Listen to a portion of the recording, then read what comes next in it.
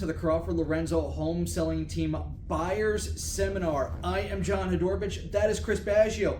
We're here at our offices at 44 Whippany Road in Morristown, New Jersey. Keller Williams Metropolitan. Chris, thank you so much for joining me here. Sure. On actually step 14. So this is the last step for a buyer, right? We have gone through pre-approval. We've found houses. We've done the appraisals. We've done home inspections. The escrow. Money is now, the down payment's in the escrow. We're ready to go. And now we are ready to hit the closing table. So what should a buyer expect and what should they bring to closing? Great question, always. Once we get very close to that closing date, you're going to want to get your final figures from the title company, right? So that once we have that closing date established, there's final readings that get made on the utilities, things like that. The taxes have to be adjusted. Mm-hmm. So you're going to want that final number, that cash that you're going to have to bring to closing. Okay, so it's very important to have that. You'll be instructed to get a certified check or a cashier's check. It can't be a personal check at that point. And you can actually go back to our last video with title with Christine Kaplan, KP from Simplicity Title. She goes through all of that title information on our last video. I missed that episode, so. Unbelievable. So the other thing, and we just mentioned utilities, is to have the utilities switched into your name. Okay. Yep. Important. That's very important. So I tell my buyers we want to have those utilities in your name for the day of closing. Okay. I tell my sellers to schedule it for the day after closing. This way, hopefully, I've unfortunately been in situations where the seller shuts the utilities off and the buyer they haven't been switched over in time, and it's hard to do a walkthrough when there's no power. Right, yeah, and that's the other thing. Speaking of walkthrough, glad you brought that up. You are legally required 2 walkthroughs for this. So obviously the first we're allowed, one, yeah, right? We're allowed 2 walkthroughs. Yeah, we're allowed two walkthroughs. So the first one, I kind of like to do a week or 2 prior to closing, right? Is that how you do it? Generally, no, unless it's a special situation.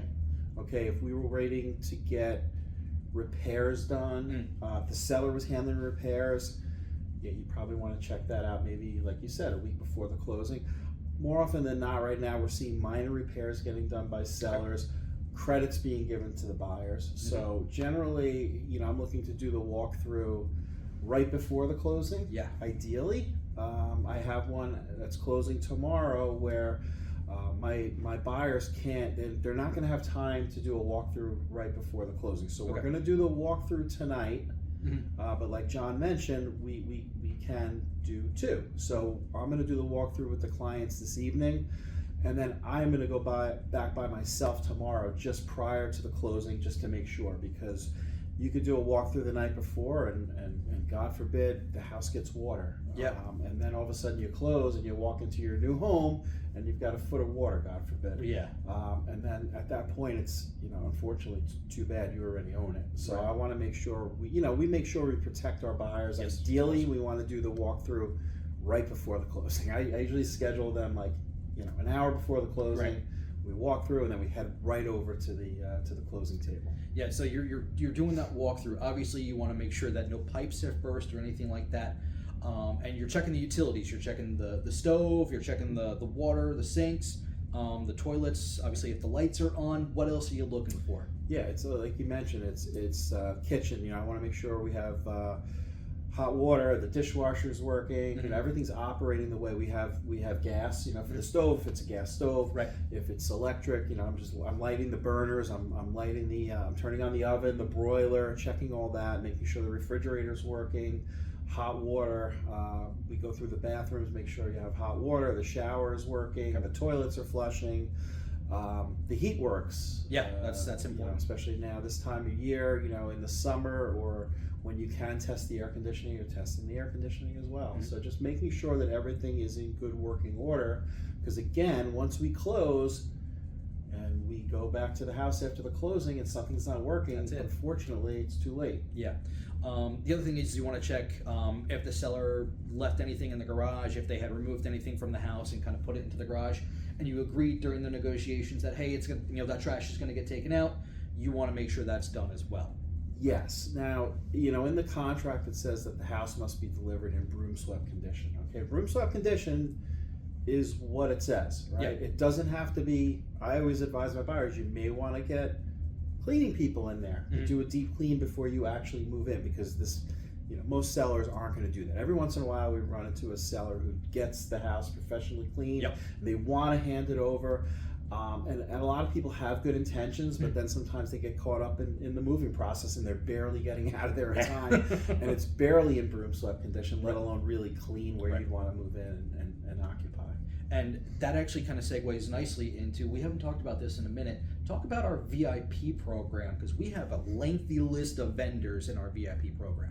Absolutely. So, as real estate agents, we come across, so many people in different industries, and we end up developing relationships with these vendors. So we know who, the good people are out there and the people that we would refer. So we do have a list, and pretty much anything that has to do with the home, I tell all my clients, like, I want to be your resource for anything you need. Once the it's not just about the transaction, it's the transactions come and go, relationships last a long time, hopefully. So I always want to be that go-to person for anything that has to do with anything, particularly when it involves the home. Okay.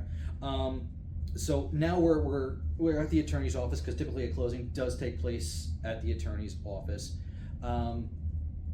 What's going on there, right? Because it takes about 45 minutes to sign the documents for a buyer. Yeah. So good exercises to loosen up your your signing hand, because you are signing a lot of papers. You're going to review the closing statement, and a lot of the attorneys will go over it line by line, because you want to know what you're signing. You want to know everything in that contract, or everything in the closing paperwork that you're signing. I think it's important. I know a lot of people are excited, they just want to get the key, but I think it's important to just take that extra time, and more often than not, we are waiting for that money to transfer from the mortgage company to the title company. So there's typically time there to get any questions answered that you need to ask. We want you to be very comfortable before we hand over those keys. And it's pretty. It is a lot of paperwork. It's a lot of signing.